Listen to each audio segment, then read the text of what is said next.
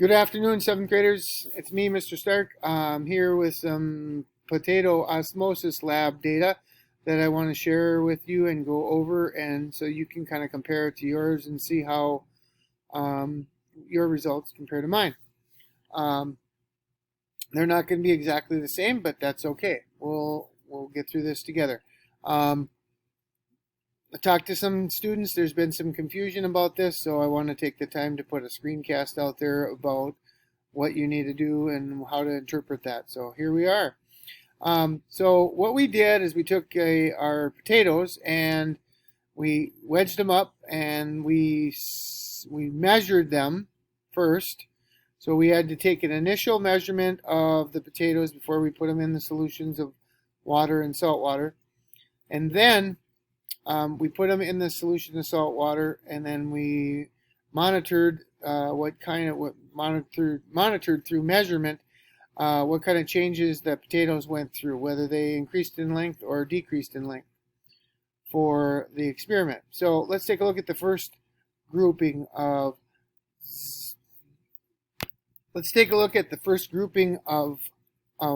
data here. So my potatoes went in at 3 centimeters, 4.2 centimeters, and 3 centimeters. The first one came out after 20 minutes, 3.1 centimeters, 4.3, and 3.1. So all of these grew in length, and so they'll have a positive growth. To figure out, we want to put a percentage or a number to the change in length just so we can know how much it really changed. To do that, we use this formula up here: the final length minus the initial length divided by the initial length. So the difference between those two is 0.1 divided by 3 times 100 gives us an average change in length or a change in length of 3.3%. Okay, this one here was 1 divided by 4.2 times 100 gave us a change in length of 2.4%. And then this one, the third one, 3.3%. Again, we average those and we get an average of 3.02% change for the zero concentrate solution. We go through number one with we lost a tenth, we gained a tenth, and we stayed the same. So that averages out to 0. And then you can kind of see we did the same process through all the way down here. These were the changes, and then this was the average of the number 2 gram solution was negative 4.26%. And then the 3 was negative 4.1%. And the 4s were 5.45% negative. And the 5 gram concentration was a negative 5.75%. So these are positive. What positive means is that they were growing. The potato was taking in water. These are negative. These are shrinking. The potato was losing water to the salt water solution. Okay? And you might be able to better see that when we look at the this information graphed. So we took each of these, the 0 and the 1 and the 2 and the 3 and the 4 and the 5 averages, and brought them down here and transferred them to our graph. So the 0 gram solution salt concentration had a growth of 3.02%. And we put that dot there. The one gram solution ended up being a 0 growth, average anyways. And then the 2 gram solution was a negative 4.26. The 3 gram solution was a negative 4.1, which is right here. The 4 gram solution is negative 5.4 down here, and the 5 gram solution was a negative 5.75. So this is 0, and all these numbers here are on the shrinking side of it, and all these numbers up here are on the above 0 are on the growth side of it. So to look at this in a different way, the 0 and 1 gram solutions, they cause the potato to absorb water through osmosis into the potato. So the potato got larger. The 2, the 3, the 4, and the 5 gram solutions, they cause the potato to lose water to the saltwater solution. So water actually went out of the potato. Okay, so now I'm going to flip back and forth, but there was some analysis questions that I asked you to partake in as well, and I'll pull those up now.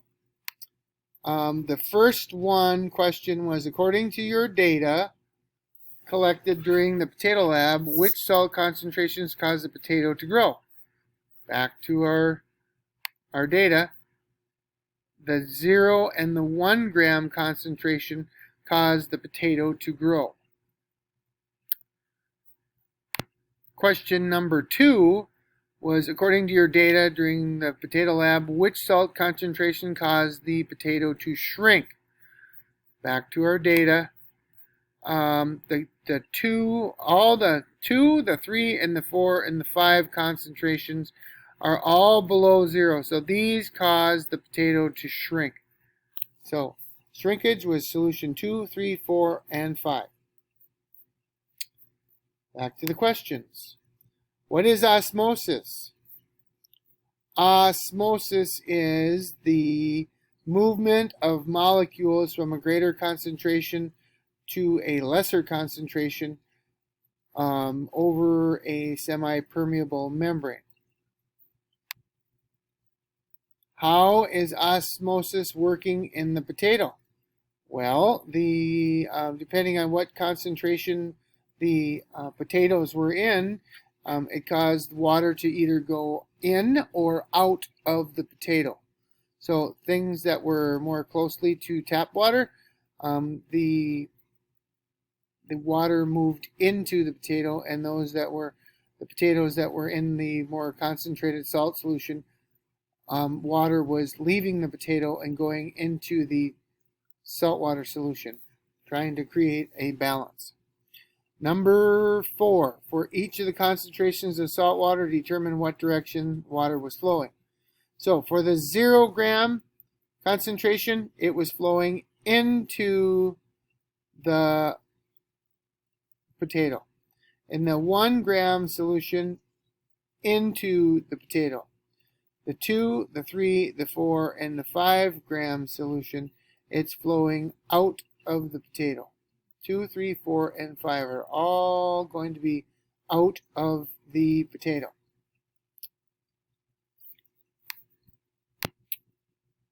Finally, our last question is, how would you explain how plants and trees use osmosis to obtain water for use in photosynthesis? Please use an illustration of a plant root to help describe the direction of water flow and explain what causes the water to flow in that direction. Okay. So I've got a picture here. It's a root, and basically what happens with the root is it's in the ground. It works on water concentrations. So in this case over here, the water is higher. There's more, so that it rained outside. There's lots more water in the soil. And that is going to cause the plant to actually absorb the water into it. Okay, the high concentration of water moves from the soil to the root. Okay, so as long as there is ample water in the soil, that plant and root can continually absorb water into its system to use for photosynthesis. Now, if it gets really, really dry out and the soil dries up, then what happens? The water then moves out of the plant and dehydrates the plant, makes it all wilty. Actually, there's the the movement of water would be out of the plant if the concentration, the water concentration is low in that soil. So that kind of gives you an idea of what's going on with how it would be using osmosis to obtain water for the use in photosynthesis. That water would be then pumped up to the leaves and used with chlorophyll and the sun's energy so that they can make glucose for the plant to survive and the plant to have nutrients, and for us to be able to use that plant to, as a consumer, to gather energy from that particular plant.